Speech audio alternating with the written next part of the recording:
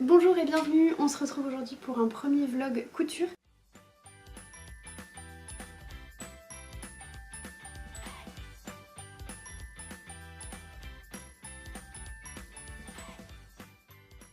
Je voulais partager avec vous cet autre art du fil que j'aime beaucoup.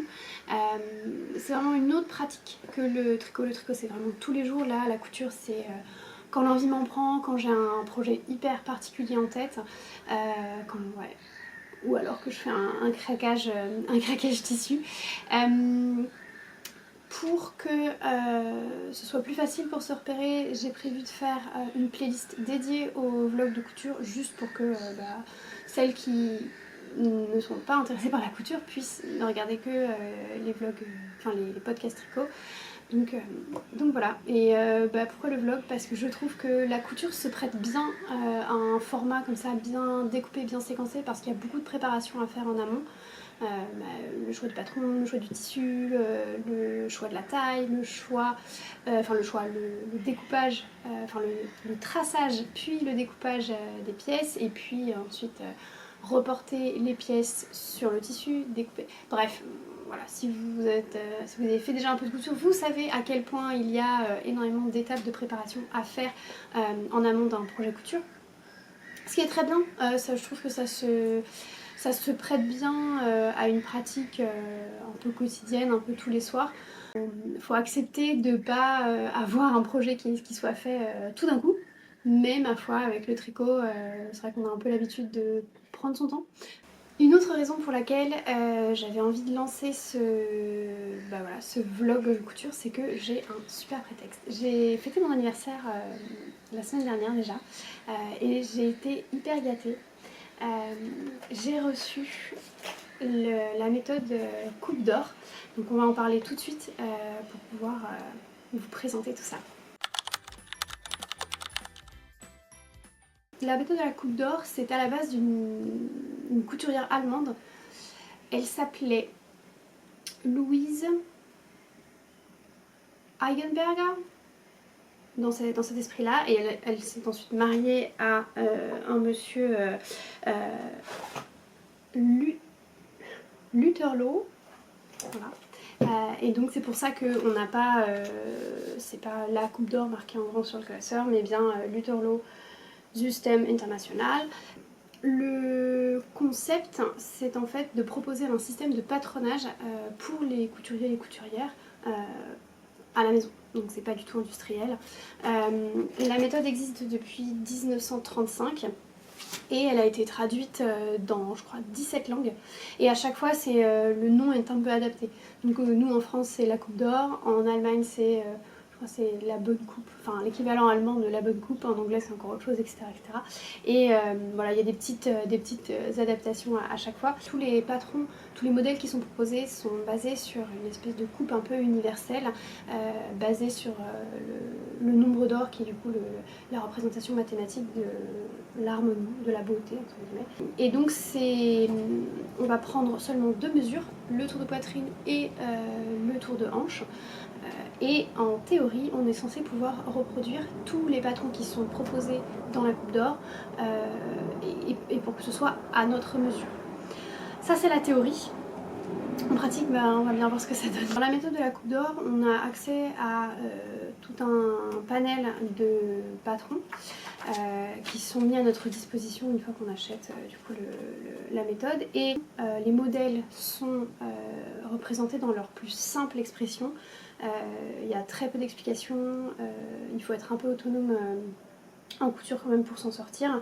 Et assez simple, tout ce dont on a besoin est dans le petit classeur que je vous ai montré.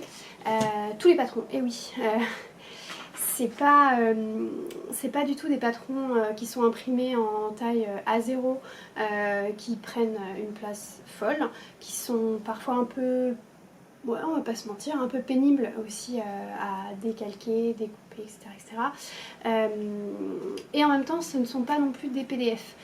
L'inconvénient des PDF, c'est qu'à un moment, il faut bien imprimer le patron pour pouvoir faire tout ce qui s'ensuit, à savoir, comme je disais, décalquer les pièces, découper et replacer sur le tissu. on peut pas faire ça, enfin si, il y a toujours la possibilité d'avoir le rétroprojecteur qui projette le patron directement sur le tissu, mais ça, qui a ça chez soi? À part des professionnels, en tout cas moi j'ai pas ça chez moi, c'est sûr.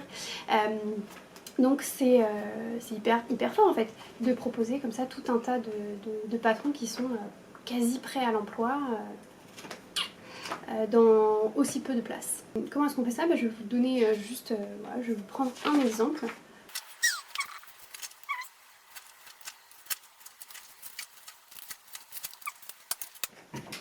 Alors je vais vous montrer un exemple de comment ça fonctionne de manière concrète. Donc on a là une planche avec les exemples. Donc on a le premier modèle ici qui est la petite chemisette manche courte, le pantalon. Et là de ce côté-ci on a la petite chemisette aussi mais avec une manche différente et la jupe. Donc là on a 3 patrons différents. Je compte pas la variation de manche sur la chemise parce que c'est pas réellement un autre patron, enfin un patron complètement différent je veux dire. Tout est là et ça c'est incroyable. Vous voyez ici on a j'espère que je suis bien cadrée, le pantalon, enfin ce qu'il faut pour faire le pantalon avec la poche, la ceinture, et de l'autre côté on a là les différentes pièces pour constituer la chemise et ici ce qu'il faut pour faire la jupe. Alors on est d'accord, le patron pour faire la jupe il est minimaliste, mais en soi c'est super parce que ça fait une base qui est utilisable directement pour pouvoir pas trop se casser la tête. Alors pas trop se casser la tête, on s'entend, parce que il n'y a que ça. Petite note sur mon niveau de couture, moi j'ai reçu ma machine à coudre là que j'utilise actuellement, je l'ai reçue l'année dernière, donc en 2020, Noël 2023, c'était presque 2024, mais je l'ai reçue pour Noël 2023 et je me suis mise vraiment à me faire des vêtements à partir de ce moment-là. J'avais déjà fait des déguisements, des petits accessoires, des petites choses comme ça avant, donc j'étais pas surprise de... Enfin, c'est pas la première fois que je faisais des choses avec la machine à coudre, donc j'avais déjà plein de réflexes, de manières de faire avec lesquelles j'étais à l'aise. Mais c'est vrai qu'au départ, j'ai commencé avec le livre Je me mets à la couture d'Apolline Patterns, Estelle, j'ai oublié son nom de famille, c'est pas grave. Et que je trouve très bien. Il y a 3 modèles dedans qui sont assez simples à suivre, voilà. Et puis tout de suite après, une fois que j'ai fait deux jupes dans ce livre là, je suis partie bille en tête pour faire ma robe pour mon mariage civil.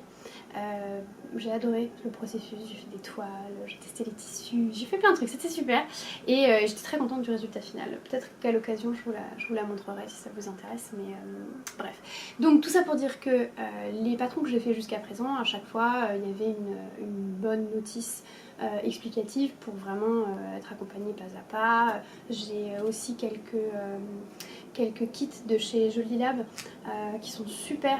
Alors je les ai pas encore fait mais j'ai regardé les vidéos et vraiment si vous débutez en couture je vous conseille vraiment de partir avec un designer qui a fait des vidéos de pas à pas, juste parce que ça rassure vraiment au début.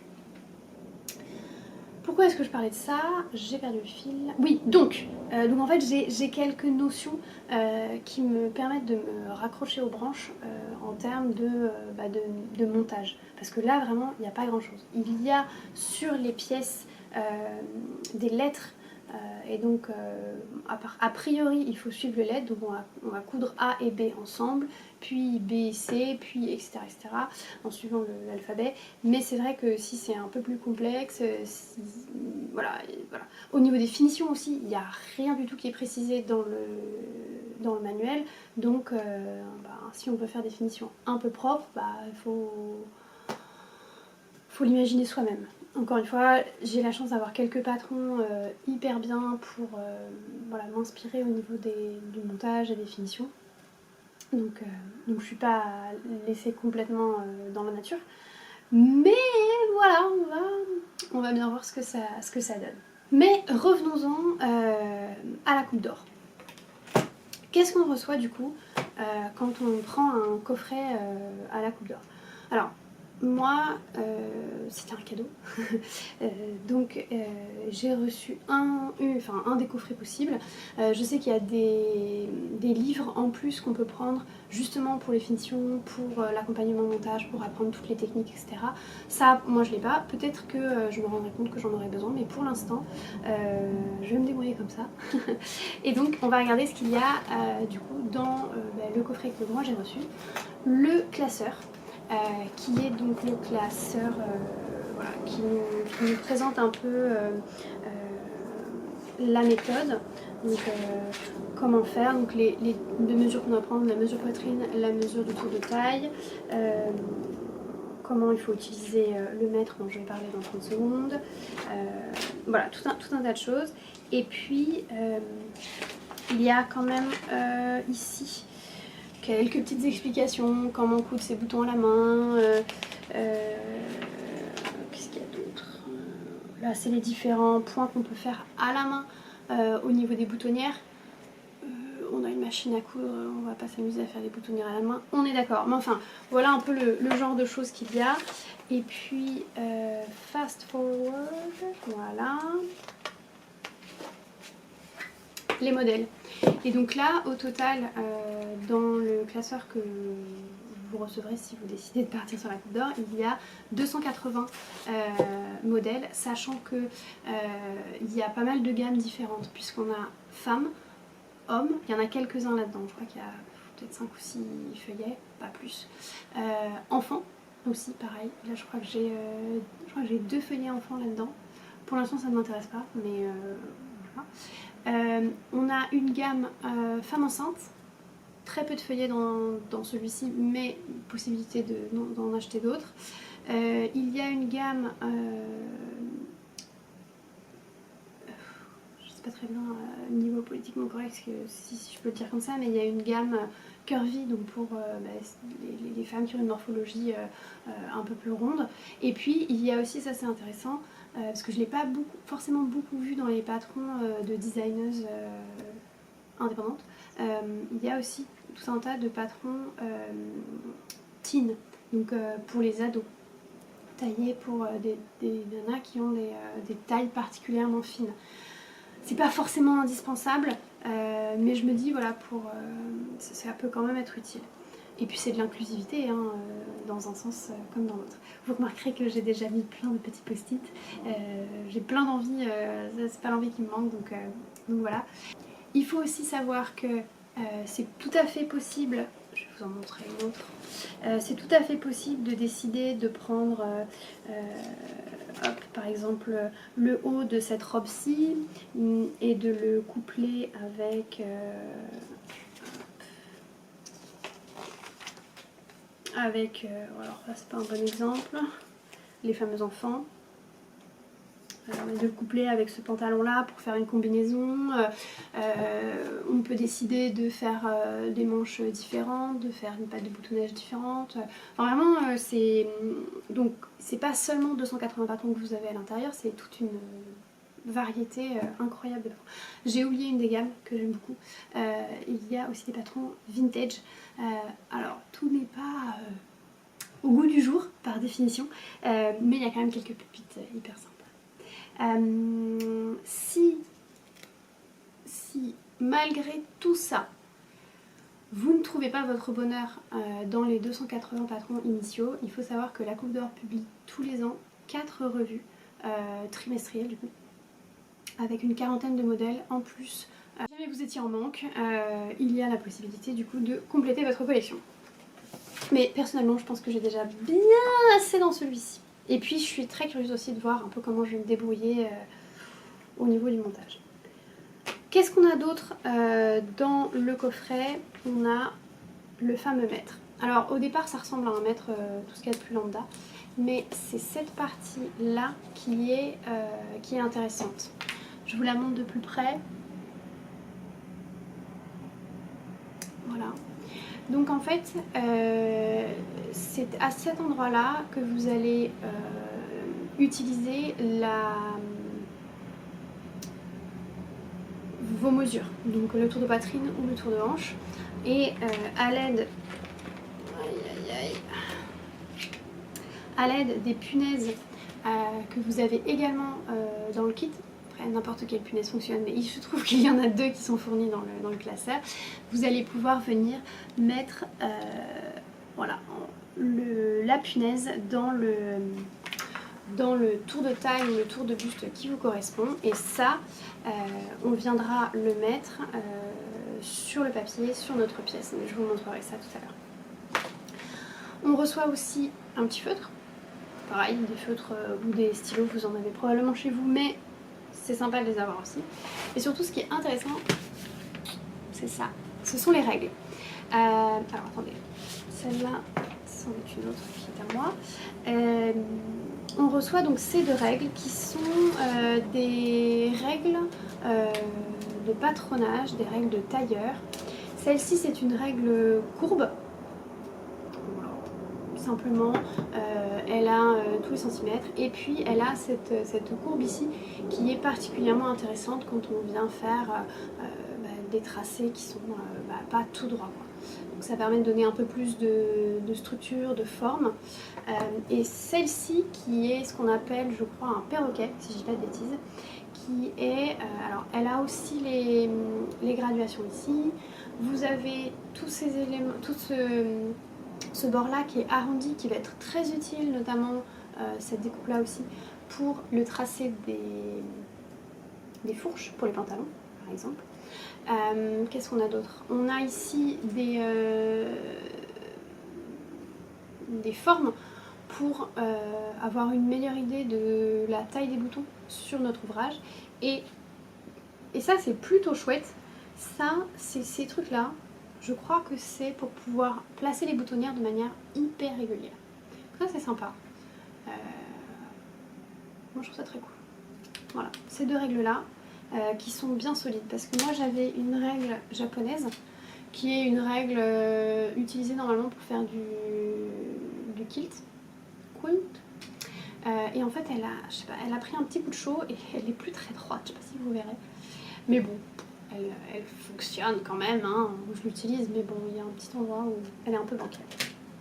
Voilà tout ce qu'on reçoit du coup. Ah oui, et j'ai reçu aussi dans mon coffret, j'avais aussi du papier, 3 rouleaux de papier pour tracer les patrons.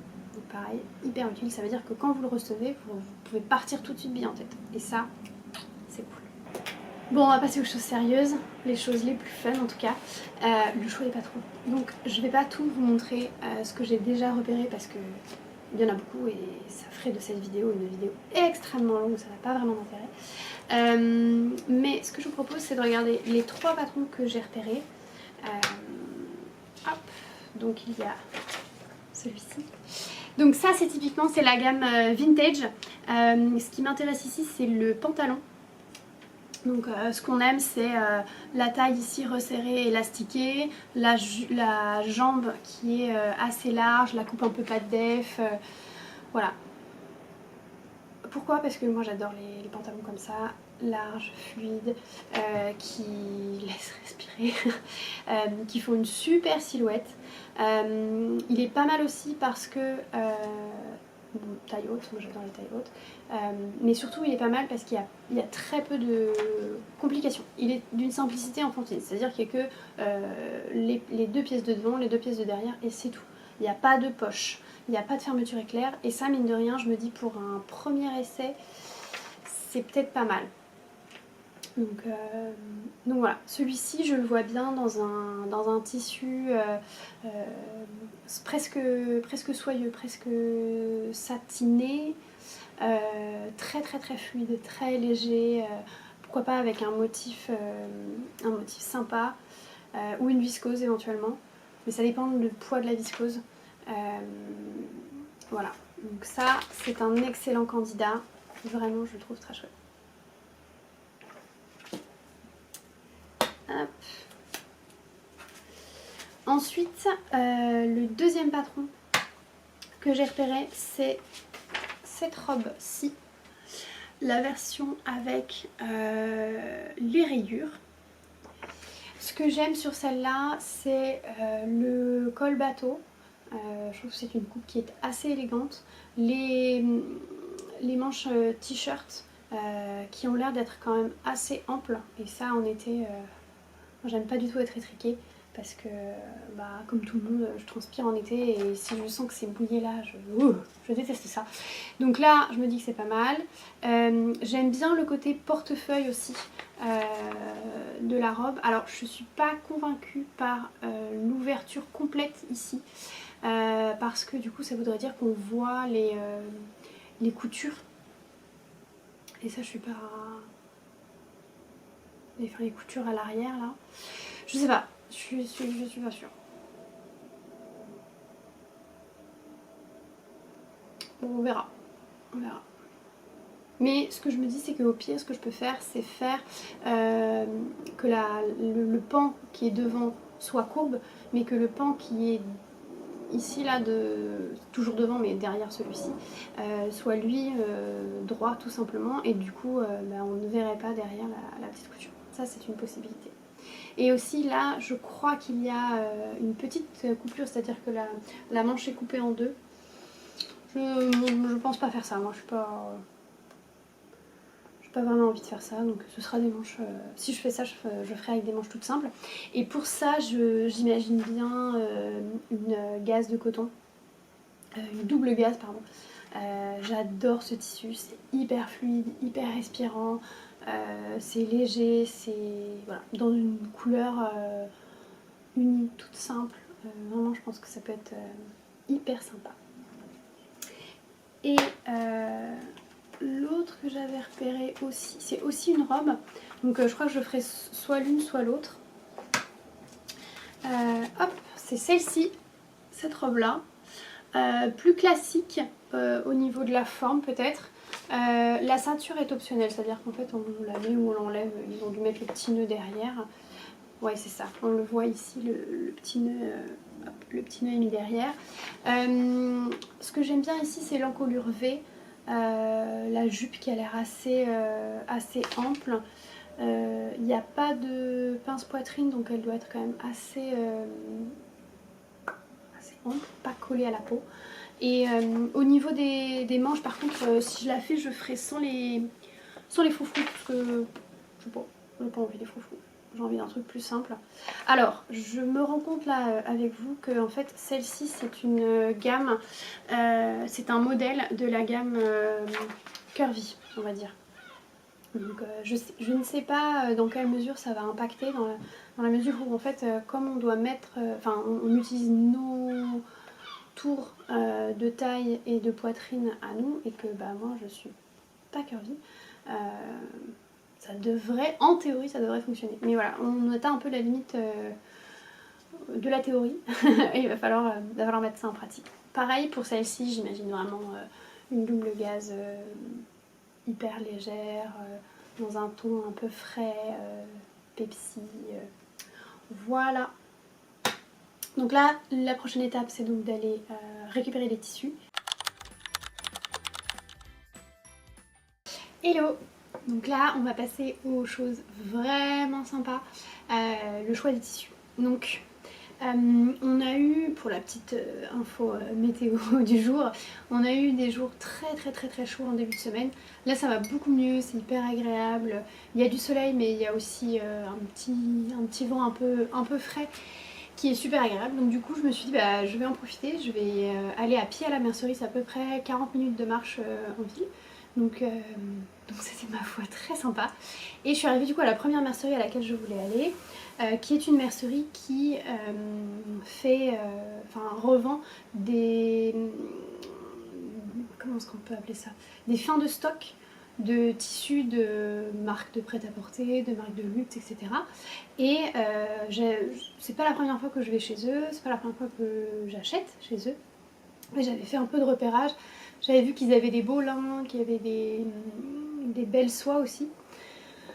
Voilà, donc j'avais fait ce petit repérage en ligne et puis après bah, j'avais envie d'aller voir en vrai parce que notamment pour mon pantalon fluide, j'avais vraiment envie de toucher la matière pour être sûre que ça corresponde vraiment au ressenti que j'avais en tête. Donc j'arrive là-bas et je passe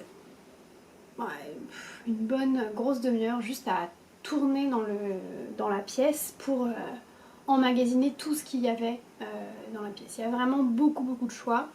J'ai vu notamment une soie magnifique avec un imprimé Liberty bleu électrique, noir avec un petit liseré jaune, vraiment magnifique, vraiment... Si j'avais le budget, je serais partie là-dessus. Le truc c'est que ouais, c'était de la soie à plus de 60 € par mètre, et comme pour le pantalon j'ai besoin de pas mal de métrage, ça faisait du 180 € le pantalon, et là je me suis dit non, alors pour un premier test on va pas faire ça en fait. Donc j'ai tourné, j'ai vu qu'ils avaient des très beaux lins qui étaient assez fluides, il y avait des beaux cotons aussi, de la viscose sympa, mais bon c'était pas exactement ce que je recherchais. Et finalement j'ai réussi à trouver la pépite. Je vous montre ça tout de suite. La voilà. Vraiment mais magnifique. C'est tout moi ça, c'est une viscose. Elle est hyper légère, elle a un très beau drapé. Alors hop, je vais essayer de vous le montrer comme ça. Voilà. Sympa non? Ça en pantalon ça va être hyper agréable pour l'été. On a un beau motif avec des fleurs, il y a je crois qu'il y a des dahlias, peut-être des orchidées, des hyacinthes. Je crois que j'ai vu des chrysanthèmes aussi. Voilà, vraiment j'adore. Ouf, ça va être incroyable. J'ai l'impression que ça va être aussi assez facile à... J'allais dire à tricoter, mais non. Ça va être assez facile à coudre parce que le tissu est pas glissant. Il n'est pas glissant et il se déforme pas dans un sens ou dans l'autre. Il se tient bien, Donc je suis hyper contente. Je crois que j'ai 2,70 m de cette viscose. Donc normalement c'est largement assez pour me faire le pantalon, et peut-être que j'aurai la place de faire un petit top en plus. Tout petit truc, voilà, j'aime bien cette idée là de pouvoir en fait porter le pantalon et le haut comme une espèce de combinaison finalement, enfin une tenue complète, mais aussi de pouvoir les dépareiller et porter le pantalon avec un autre top, le haut avec un autre pantalon, notamment mon pantalon blanc que j'adore. Donc voilà, vraiment grande fan, et enfin j'ai failli, en fait je suis tombée dessus par hasard vers la sortie, dans vraiment c'était les fonds de tiroir. Et en fait c'était exactement ça que je voulais. Donc je suis aux anges. J'ai pris aussi j'ai pris du fil pour aller avec. Donc là c'est du fil Gutermann polyester. Gutermann c'est une bonne marque de fil, c'est le coloris 11. Pour l'instant j'ai jamais eu de problème avec ce fil, que ce soit dans la machine ou à l'usage sur les ouvrages que j'ai pu faire. Donc hyper bien. Et je viens de me rendre compte que je pensais avoir acheté de l'élastique. Ça n'est pas du tout de l'élastique. C'est une espèce de... Je sais même pas comment ça s'appelle. Une cordelière peut-être, mais c'est pas rond. Un strap, mais c'est pas élastique. Bref. Donc je suis un peu vexée parce que j'ai pris 5 mètres de ça en pensant que c'était de l'élastique. Bon après ça sert toujours, hein, ça va me servir probablement pour faire des lanières, c'est ça le mot que je cherchais. Je me sens beaucoup mieux. Donc ça va probablement me servir pour faire des anses de sac, des trucs comme ça. Donc bon, c'est jamais perdu, mais c'est un peu vexant parce que du coup je vais être obligée de ressortir pour retourner acheter de l'élastique. C'est assez vexant. Mais c'est pas grave parce que j'adore mon tissu, donc je suis trop contente. Comme j'arrivais pas à me décider sur les autres tissus parce que je trouvais que tout était très beau et j'aurais pu acheter plein de choses, mais bon, enfin, arrive un moment où j'essaie tant bien que mal de garder mon stash de tissu restreint. Je n'ai pas du tout réussi pour la laine. Mais pour les tissus, pour l'instant, je m'en sors à peu près. Donc en fait, acheter des tissus sans avoir des idées de projet derrière, c'est le risque que ça traîne. J'ai quelques tissus là, même certains, j'ai déjà des projets, mais ça vient pas. Donc je vais pas le forcer parce que voilà. Mais bref, donc je vous disais ça. Oui, je vous disais ça donc parce que du coup j'ai décidé de ne rien acheter d'autre dans cette première mercerie. Parce que, comme je vous l'expliquais l'autre jour, pour la robe, je voulais vraiment, enfin la robe, que ce soit un modèle ou l'autre, hein, j'avais vraiment cette vision, je voulais vraiment de la double gaze. Et je savais qu'il y avait une autre mercerie à une quarantaine de minutes à pied qui en avait. Donc je suis repartie à pied toujours parce que, bah, encore une fois, la météo était tellement agréable que ça aurait été dommage de pas en profiter. Donc en plus j'étais sur la balade un peu des canaux, ah c'était super. J'ai pris beaucoup de plaisir à faire cette balade là. Et donc je suis arrivée à ma deuxième mercerie et là j'ai un peu plus craqué. Je vous montre le premier tissu. Voilà, ma double gaze, je l'ai trouvée. Incroyable. Que vous dire, la double gaze, c'est un tissu qui est extrêmement léger, extrêmement frais. Il a cet effet, je sais pas si vous le voyez bien, mais il a un effet un peu gaufré. Je suis trop bavarde, il m'a coupé la chic, comme dirait Miss Manu. Donc je vous disais qu'il a un effet un peu gaufré, il n'y a pas besoin de le repasser, il vit sa vie comme ça, c'est absolument génial. Je suis hyper contente de ce coloris bleu orage, je dirais, qui me plaît beaucoup. Ça va être un bon basique, je pense. J'ai assez hâte de voir ce que ça va donner. J'ai aussi pris le fil qui va avec. C'est...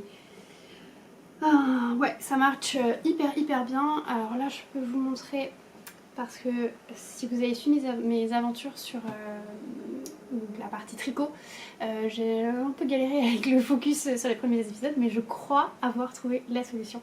Donc, normalement, si je vous approche ça, vous devriez pouvoir voir la référence. Est-ce que ça a marché?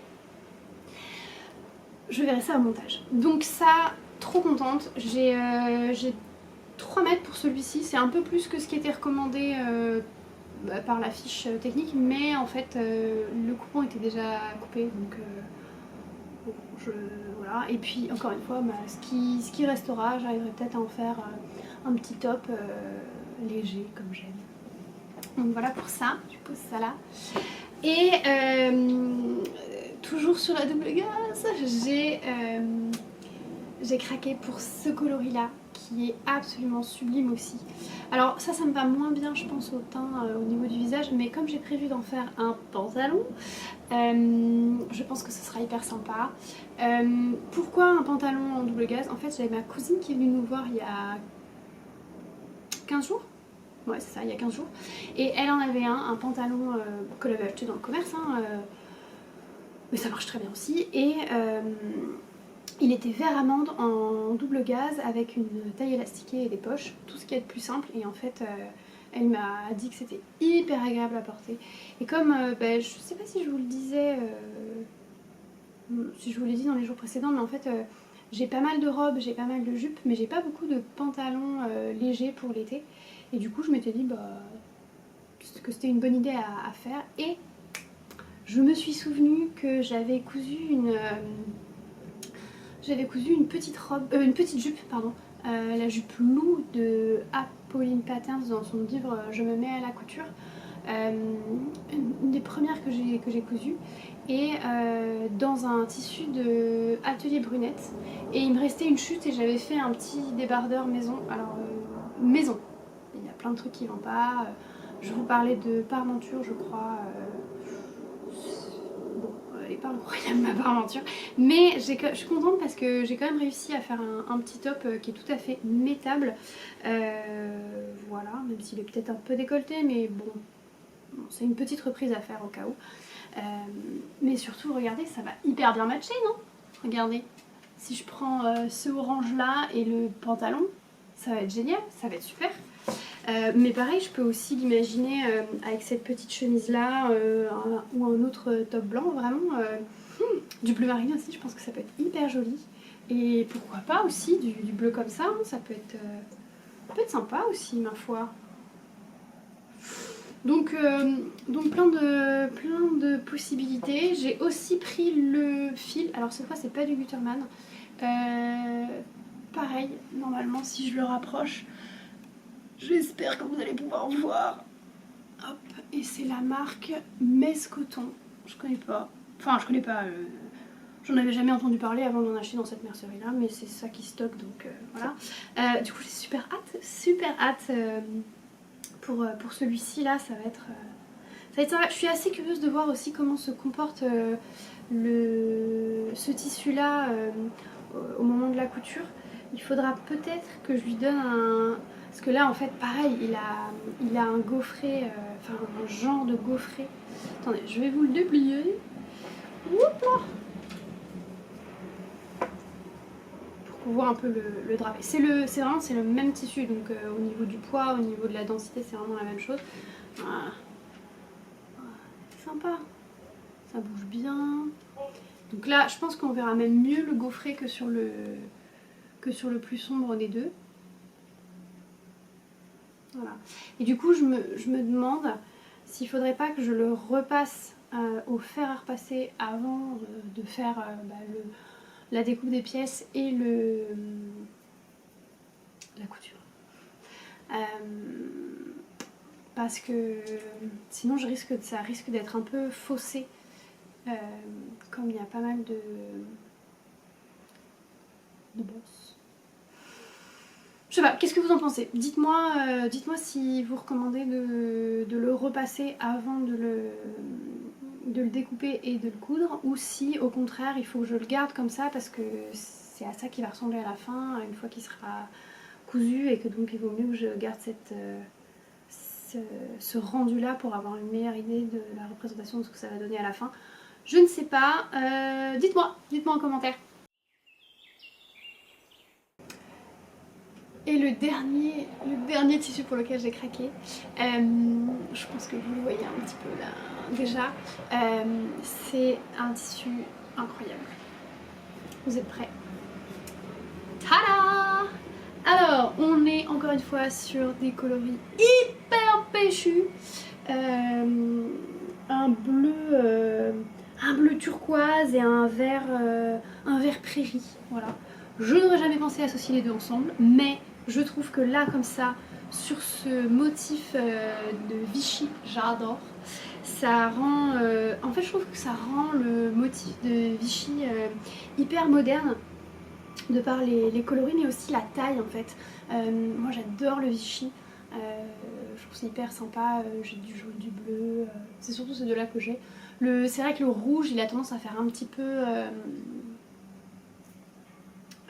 nappe de bistrot ou de pique-nique, donc le rouge j'évite quand même, mais là je sais pas, je trouve qu'il est, hyper moderne. C'est du 100%, c'est du 100% lin. Ah oui, voilà, je cherchais un bout pour vous montrer le drapé incroyable. Voilà, donc à voir ce qu'il donne une fois qu'il est lavé, bien entendu. Parce que, ouais, il faut, si vous n'avez jamais cousu, vraiment je vous recommande de laver vos tissus une fois que vous les avez achetés avant de les découper, de les coudre, etc. Parce que souvent il y a un après en fait sur vos tissus, et donc ça peut les rendre plus glissants ou plus rigides, ou enfin, mais faussés par rapport à ce qui ça va, comment dirais-je, au tissu une fois qu'il aura été lavé, porté. Donc ça peut vous faire des mauvaises surprises.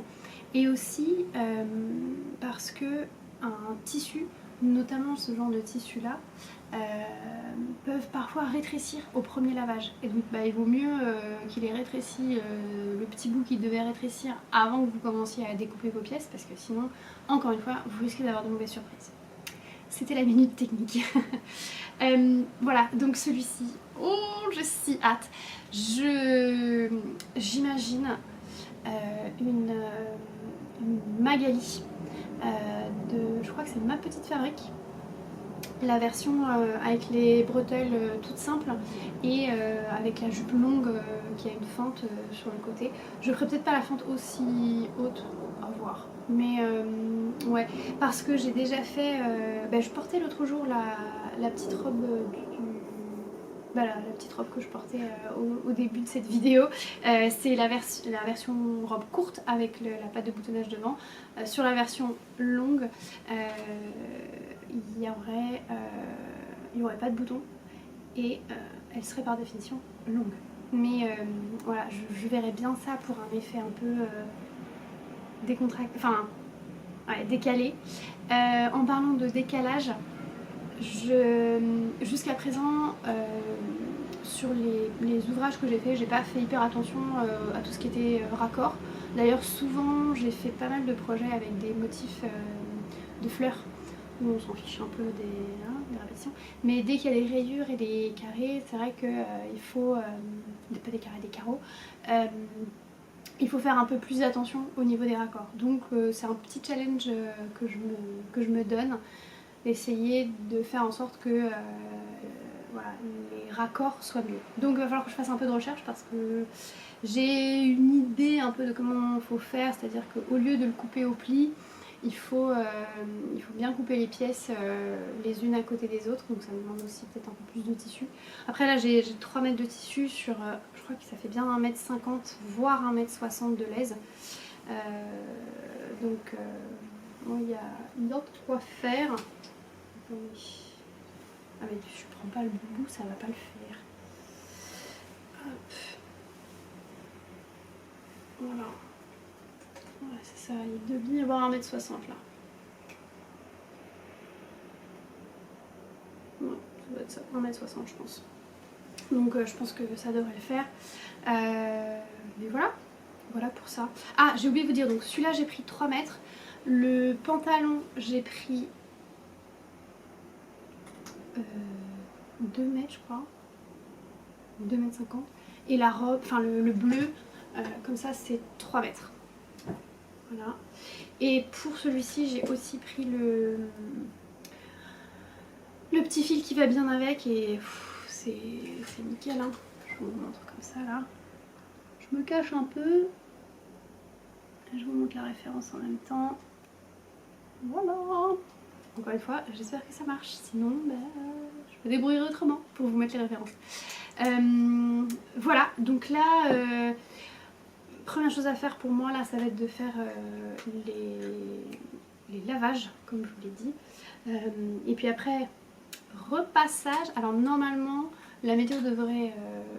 je pense qu'on va avoir un week-end un peu plus frais, en théorie. Donc j'en profiterai peut-être pour faire tout un tas de repassages à ce moment-là. Peut-être que j'attends pour le... Je vais faire en plusieurs temps. Je pense que je ferai du coup le nettoyage et le repassage de celui-ci là. Incroyable. Ouais, je vais faire le nettoyage et le repassage de celui-ci. Le nettoyage des 3 autres tissus, mais je ferai que le repassage de celui-ci et on va faire celui-ci ensemble et je vais attendre vos retours pour ce que je fais au niveau du repassage ou non de la double gaze. Voilà, je pense que je vais faire comme ça. Super. Je vous laisse là pour l'instant, on se retrouve très vite pour ça.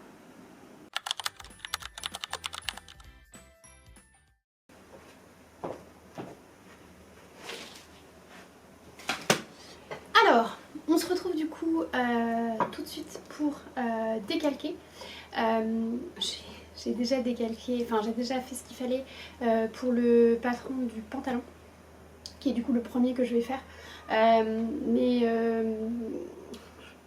tout installé, tout tracé, tout machin, et puis après j'étais tellement contente que je me suis lancée dans le truc et puis après je me suis rendu compte que j'avais complètement oublié de vous filmer l'affaire. Donc je recommence. J'ai repéré un autre pantalon que j'aimerais bien faire, je vais m'en occuper tout de suite. Il est tout simple, pareil, taille élastiquée. Celui-ci a une poche mais je pense que je vais pas la faire moi.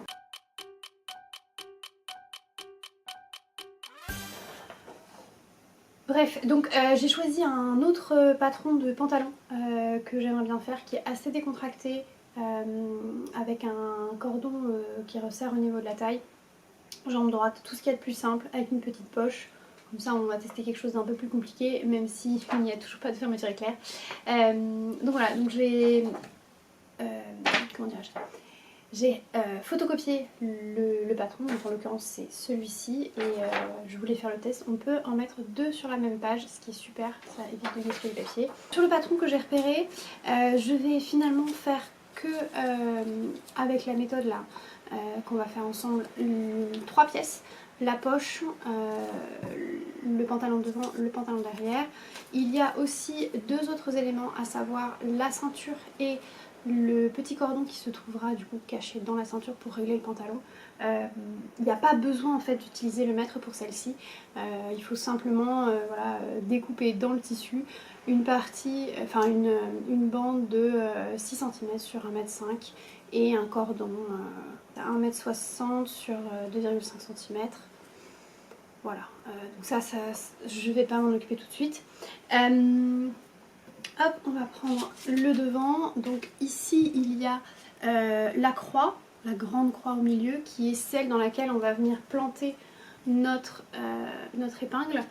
Donc on va prendre en fait en sandwich la règle entre la pièce et la punaise, avec mon tour de taille qui est du coup à 96.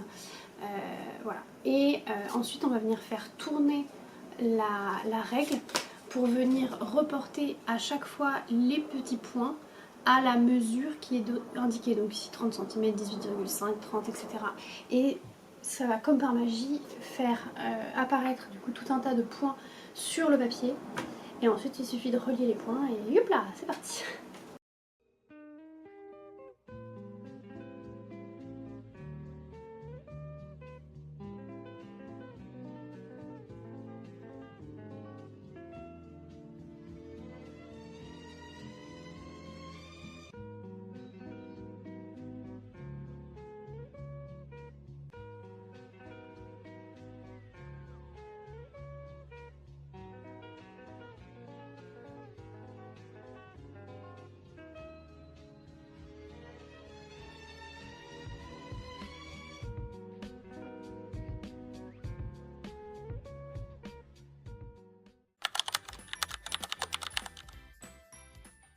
Bonjour, on se retrouve aujourd'hui pour la suite de ma petite aventure pantalon la coupe d'or. Aujourd'hui je porte mon top Calaques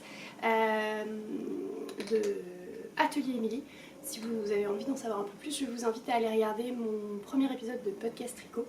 Je porte aussi mon pantalon, le fameux, le seul pantalon un peu fluide et léger que j'ai.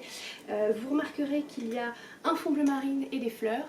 Et ce matin, quand j'étais en train de repasser mon tissu, mon mari s'est moqué de moi en me disant que j'étais en train de préparer un pantalon fluide avec un fond bleu et des fleurs, tout en portant le même genre de pantalon. Donc vous voyez, c'est vraiment moi ce genre de pantalon. On a Fut qui est en train de prendre son petit déj avec nous. J'espère que vous l'entendez pas trop. On verra bien ce que ça donne. Donc au niveau des étapes ici, j'ai placé mon tissu est plié en deux et j'ai mis hop là, hop, vous voyez. J'espère que vous voyez au niveau du cadrage, donc la partie jolie du tissu, la partie endroit, pardon, est à l'intérieur. Pourquoi est-ce que je fais ça c'est un peu la technique de la flemme. En gros, j'ai placé mes pièces en plein milieu et je vais venir épingler pour être sûre que le tissu ne bouge pas. Je trace puis je coupe et ça me fera 2 fois la même pièce d'un côté et de l'autre, enfin le côté droit et le côté gauche, puisque le tissu va plier comme ça, ça nous donne 2 pièces en miroir. Pour la petite info, c'est aussi ce qu'on fait quand on vient, comment dirais-je, quand on vient faire des pièces où on a besoin de les placer au pli, c'est-à-dire ici. Ce qui permet en réalité du coup d'avoir une pièce d'eau par exemple où il n'y a pas besoin d'avoir une ouverture. pour que ce soit bien symétrique. Voilà, c'était la petite minute technique. Donc vous voyez là j'ai mes poids de fortune qui me permettent de faire une salade et de l'autre côté d'autres poids de fortune si jamais il me prend soudainement l'envie de faire un salon de thé. Clairement, voilà. Et puis je sais pas si vous la voyez mais Fut est allègrement installée pour faire cette petite étape avec nous. Au niveau de mon équipement, j'ai des petites épingles voilà, en acier inoxydable qui vont du coup me servir à vraiment m'assurer que les deux parties du tissu sont bien ensemble, et ça va être hyper important au niveau de la découpe parce que sinon vous avez le risque que le tissu joue, qu'il bouge un peu entre les deux pans de tissu entre guillemets, et que du coup à la fin vos pièces une fois découpées ne soient pas vraiment identiques. J'ai aussi un petit stylo friction, je vous recommande d'utiliser ça parce que ça s'efface avec la chaleur, donc avec votre fer à repasser, on ne verra plus du tout les traces. Alors que si vous utilisez de la craie, il va falloir laver votre tissu, ce qui n'est pas un problème en soi. Mais voilà. Par contre, effectivement, il faut faire attention lorsque vous utilisez ça et que vous faites des... que vous marquez votre tissu par exemple quand vous avez un ourlet à faire ou qu'il faut faire... se joindre deux pièces différentes au même endroit.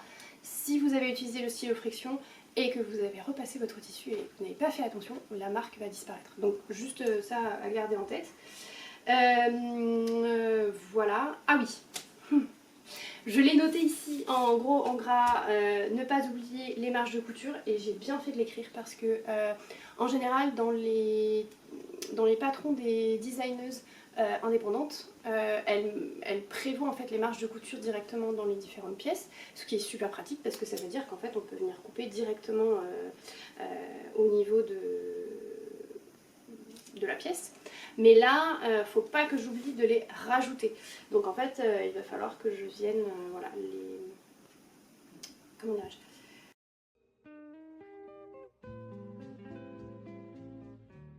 Alors, j'ai tenté avec mon stylo friction, mais en fait, je ne vois rien du tout. Donc, je vais ajuster un peu ma méthode et je vais tracer à la craie. Du coup, je vais partir sur une craie de tailleur jaune, c'est ce qui se verra le mieux. Voilà, du coup, il faudra bien que je pense à nettoyer mon tissu à la fin. Une fois qu'il est cousu, bien entendu.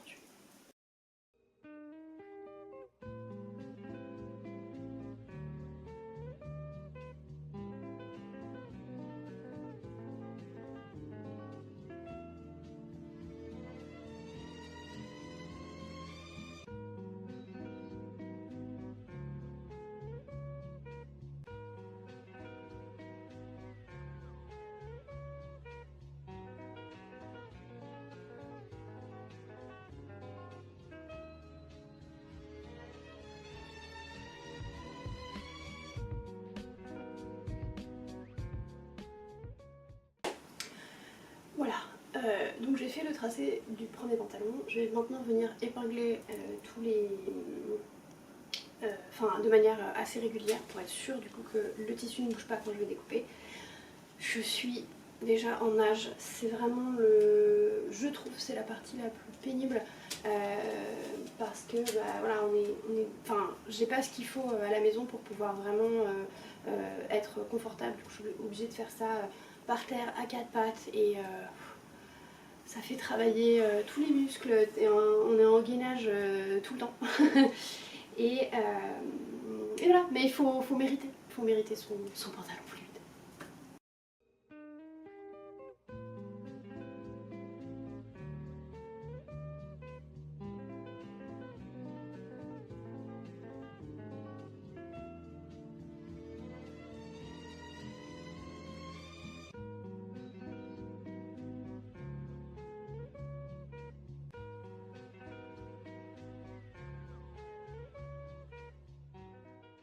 Voilà, alors là j'ai fini d'épingler. Je vais vous laisser là et m'occuper de tracer et épingler la deuxième pièce. Il va falloir que je navigue autour de mon chat. Et puis je vous retrouve après pour la partie découpe. J'ai fini de tracer et épingler la deuxième pièce et maintenant on se retrouve pour la partie découpage. C'est important d'avoir des ciseaux de qualité pour découper le tissu et de toujours se tenir à utiliser ces ciseaux là uniquement pour les tissus. Pourquoi? Parce que si vous l'utilisez pour d'autres choses, pour découper du papier, pour découper des trucs dans votre cuisine, des sacs de bonbons ou autre, en fait ça va émousser, je crois que c'est le terme, ça va émousser la lame de vos ciseaux et du coup la prochaine fois que vous aurez envie de découper notamment des tissus assez fins, vous risquez d'avoir de mauvaises surprises, la découpe ne sera pas aussi nette. Donc voilà, moi j'ai ces ciseaux là, je sais même plus où est-ce que je les avais achetés, mais ils sont exclusivement réservés au tissu, je les planque dans leur boîte, voilà. Hop, comme ça c'est mieux. Je les planque dans leur boîte et j'ai bien dit à mon mari qu'il n'a pas le droit de les utiliser. Voilà, donc là c'est la dernière étape un peu pénible je trouve. Encore à quatre pattes. Moi la seule manière que j'ai trouvé de rendre ça un peu moins pénible, c'est d'écouter un podcast en même temps. Si vous avez des techniques pour que ce soit un peu plus sympa, n'hésitez pas à me les donner parce que ouais là c'est pénible. Voilà.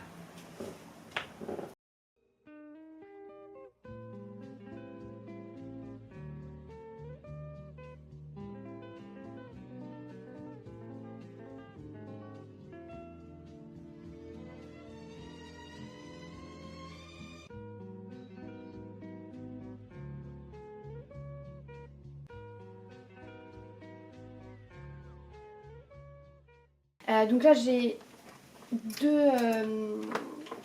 deux sources d'informations au niveau du montage. Le pantalon Suzanne de Jolie Lab et un magazine Burda. L'avantage des magazines Burda, c'est que il y a vraiment pas mal de modèles différents. Il y a toujours des robes, des hauts et des pantalons, des jupes, des choses comme ça.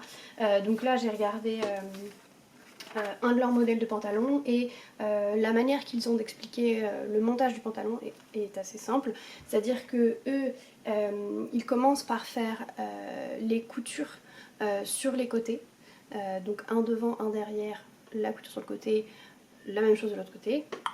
Ensuite ils font la couture à l'intérieur de la jambe.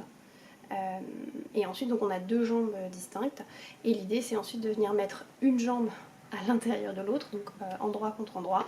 On fait ensuite la couture de la fourche et puis ensuite on déplie son pantalon et on a le pantalon.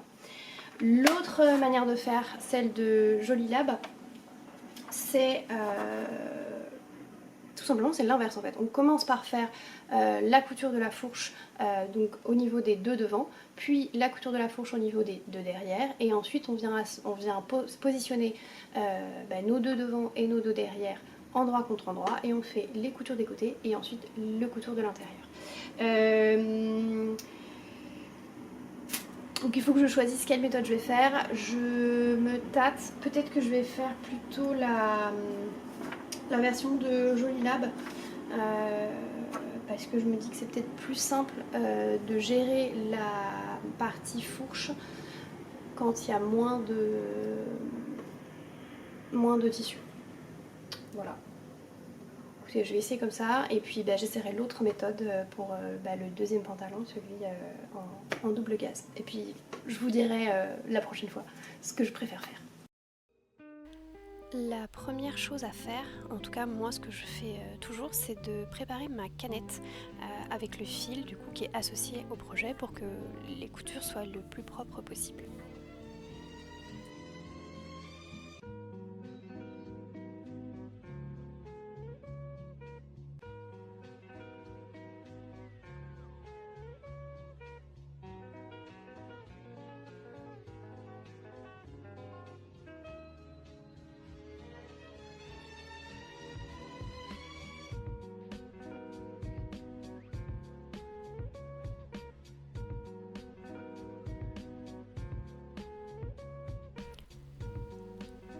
Là, je vérifie que tous mes réglages sont bons pour que la couture se fasse le mieux possible. Donc je vérifie la tension, la largeur du fil, la longueur du fil également.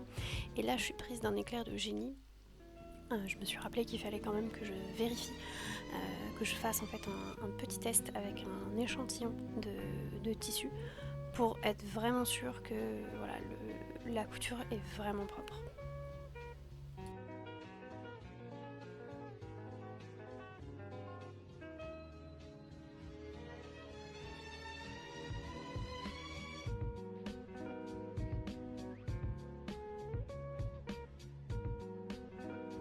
Donc comme vous pouvez le voir, là j'ai coupé un petit morceau de ce qui me restait de mes chutes et je viens faire quelques centimètres en point droit parce que c'est ce qui va être le plus utilisé dans ma couture. Et là je vérifie est-ce que au niveau de la tension, est-ce que ça marche bien. Donc une fois que je suis satisfaite de comment rendre la couture sur le petit échantillon, je vais pouvoir passer à mon tissu principal. Là je vous ai coupé toute une partie de rush où j'étais en train de remettre mes épingles dans le bon sens. Ça m'arrive tout le temps de me tromper. L'espèce de petit outil orange est une sorte de tuteur qui me permet de pouvoir accompagner mon tissu toujours au même niveau de marge en fait. Donc c'est assez utile, ça se déplace, c'est aimanté en fait, donc ça, je peux vraiment le régler selon les besoins de mon projet et c'est hyper pratique. Et voilà, enfin, au bout d'une heure de vidéo, la couture démarre enfin. Vous vous rendez compte tout ce qu'il y a à faire avant. Là donc je m'occupe de coudre la fourche selon les recommandations de Jolie Lab. Elle conseille de coudre 2 fois la fourche parce que c'est un endroit où il va y avoir beaucoup de frottement, beaucoup de risques de tension, donc ça permet aussi de renforcer cette couture.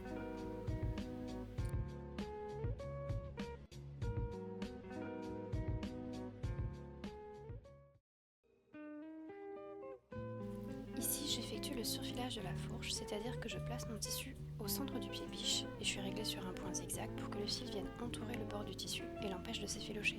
C'est comme ça qu'on fait quand on n'a pas de surjeteuse.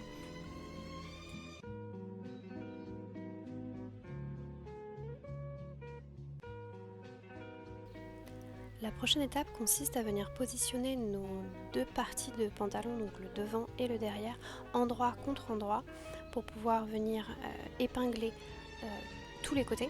Donc là je vais faire les 2 côtés extérieurs et aussi les côtés à l'intérieur de la jambe, comme ça ce sera fait, pour qu'on puisse ensuite passer à la couture.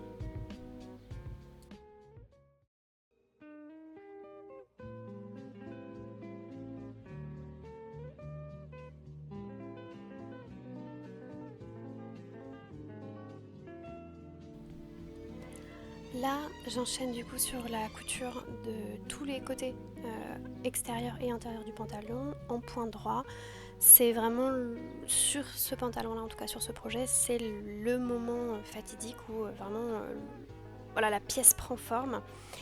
Je fais d'ailleurs un essayage juste après ça pour m'assurer que tout va bien. Et ensuite, je ne vais pas vous le montrer là dans la vidéo, mais j'ai effectué après mon essayage un surfilage de tous les côtés afin d'éviter que le tissu ne s'effiloche. Alors je n'ai pas de surjeteuse, donc je le fais directement avec ma machine à coudre, avec un point zigzag tout simplement. J'anticipe un peu sur l'étape d'après, c'est l'étape de la ceinture. Donc moi je fais comme un espèce d'ourlet, donc en fait je fais un premier retrait de 1 cm au fer, puis ensuite un deuxième de 2,5 puisque c'est ce qui est recommandé au niveau du patron, et puis j'épingle. Là je vais vous montrer assez rapidement sur le tissu, en fait je mets 2 épingles de manière parallèle au tissu et ensuite toutes les autres sont perpendiculaires. Pourquoi est-ce que je fais ça? C'est simplement pour ne pas oublier qu'il faut que je laisse un trou dans la ceinture qui ne sera pas cousu, parce que c'est ce trou par ce trou là en fait que je vais pouvoir venir insérer mon élastique.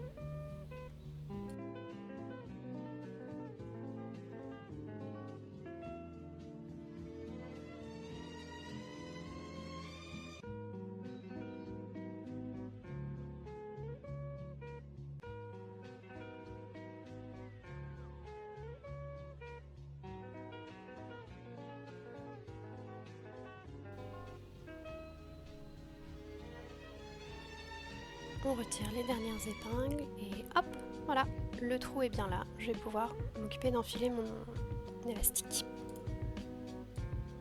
Pour ça, rien ne vaut la bonne vieille méthode de l'épingle à nourrice qu'on vient épingler au bout d'une des extrémités de notre élastique et ensuite on vient la passer dans le trou et puis il faut faire le tour de la ceinture.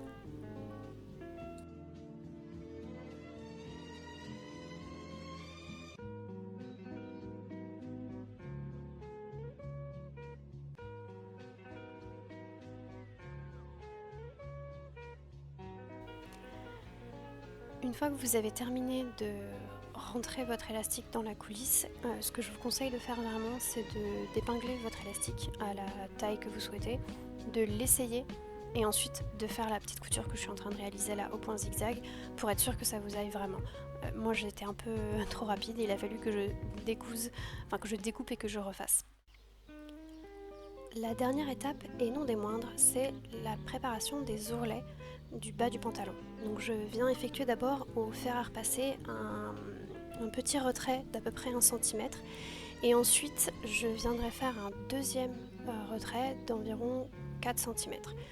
C'est la méthode que j'ai appris en premier avec Estelle d'Apolline Pattern sur les différents patrons que j'ai pu faire quand j'ai commencé.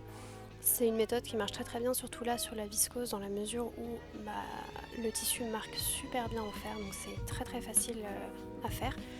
Et après je viens sécuriser le tout avec des épingles pour m'assurer qu'au moment de la couture, le tissu n'est pas bougé. Je vous raconte pas la galère que ça a été, parce que le bas du pantalon avait un espèce d'arrondi. Donc pour faire quelque chose qui tienne bien et surtout qui ne traîne pas par terre, ça a été un peu compliqué. Je n'ai pas de mannequin en fait, donc c'est vraiment... je l'ai fait, je l'ai essayé, ça allait pas, j'ai réessayé, j'ai refait. Donc pas mal de test and go, mais vous verrez, le résultat final en vaut vraiment la peine.